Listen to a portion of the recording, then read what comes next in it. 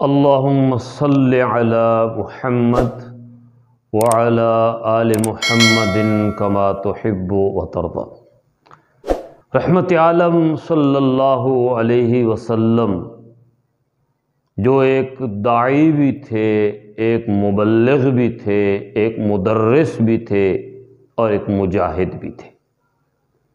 آپ صلی اللہ علیہ وسلم نے اس دین کو قائم کرنے کے لیے، اس دین کو غالب کرنے کے لیے محض دعوت، تبلیغ اور وعظ و نصیحت کا سہارا نہ لیا۔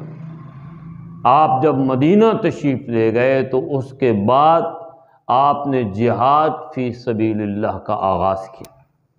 چنانچہ اسلام کی پہلی جنگ، حق و باطل کے درمیان پہلی کشمکش، وہ بدر کی وہ جنگ ہے جس کا ذکر قرآن مجید بھی کرتا ہے کہ وَلَقَدْ نَصَرَكُمُ اللَّهُ بِبَدْرٍ وَأَنْتُمْ أَذِلَّةٌ۔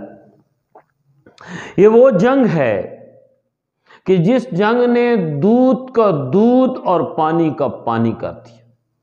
یہ وہ جنگ ہے جس کے بارے میں قرآن کہتا ہے لِيُحِقَّ الْحَقَّ وَيُبْطِلَ الْبَاطِلَ، حق کو حق کر دیا، باطل کو باطل کر دیا۔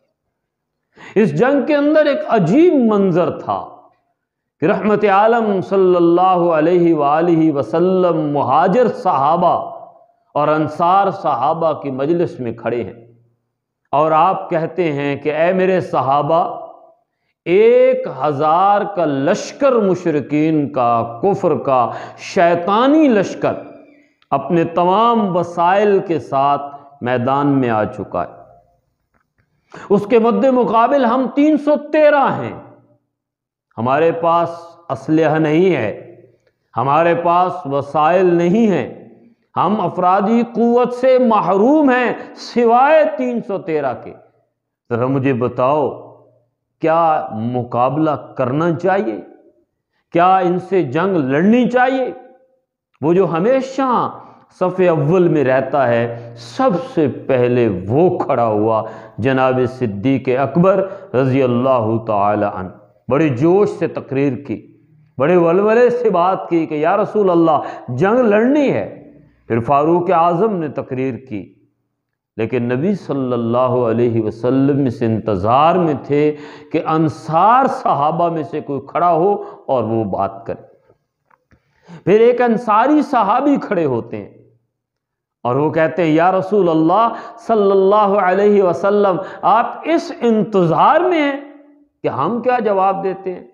یا رسول اللہ، ہم کوئی موسیٰ کی قوم کے لوگ نہیں ہیں جنہوں نے عین میدان جنگ کے اندر جا کے کہہ دیا تھا اے موسیٰ تو جان اور تیرا رب جانے۔ ہم تو محمد کے غلام ہیں، ہم تو آپ پہ جان نچھاور کرنے کے لیے تیار ہیں۔ اگر آپ ہمیں کہیں کہ سمندروں میں کود جاؤ، یا رسول اللہ آپ کا حکم نکلنے سے پہلے ہم سمندروں میں کود جائیں گے۔ اگر آپ کہیں کہ آگ کے اندر چھلانگ لگا دو، آپ کا یہ حکم ابھی مکمل نہیں ہوگا اور ہم آگ میں چھلانگ لگانے کے لیے بھی تیار ہیں۔ چنانچہ رحمت عالم صلی اللہ علیہ وسلم اس 1000 کے 313 کے لشکر کو اس 1000 کے مقابلے میں لا کے میدان بدر میں کھڑا کر دیا۔ لیکن سچی بات بتاؤں، وہ رات بڑی کمال کی رات تھی کہ جس رات تمام صحابہ کرام سو گئے، اللہ نے سکینت طاری کر دی اور امام المجاہدین، امام الانبیاء صلی اللہ علیہ وآلہ وسلم ساری رات مصلی پہ بیٹھ کے ایک ہی دعا کر رہے ہیں کہ یا اللہ، اگر یہ صبح توحید پرست ان مشرکوں سے شکست کھا گئے اور اگر یہ ختم ہو گئے تو قیامت کی صبح تک یا ارحم الراحمین تیری توحید اور وحدانیت کا ذکر کرنے والا کوئی نہیں ہوگا۔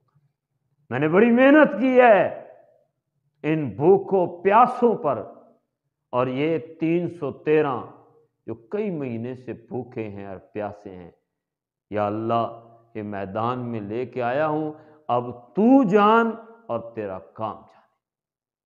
پھر صبح میدان بدر میں عجیب منظر تھا کہ ایک طرف درخت کی ٹہنیاں تھیں، دوسری طرف نیزے، خنجر اور تلوار تھے۔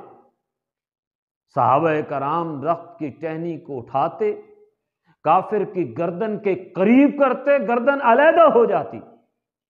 اور شام کے وقت اللہ نے اسلام کو فتح دی۔ کیوں دی؟ اس لیے کہ میرے رب نے کہا ہے جاء الحق وزہق الباطل ان الباطل کان زہوقا، حق غالب آنے کے لیے ہے اور باطل مٹنے کے لیے۔ کاش آج جب فلسطین، کاش آج جب یہودیوں نے مسجد اقصی پہ قبضہ کیا ہوا ہے اور فلسطین کے اندر ایک قیامت بپا ہے، کاش وہ 313 آج ہوتے، کاش آج وہ 313 ہوتے تو فضائے بدر پیدا کر فرشتے تیری نصرت کو اتر سکتے ہیں آج بھی گردوں سے قطار اندر قطار۔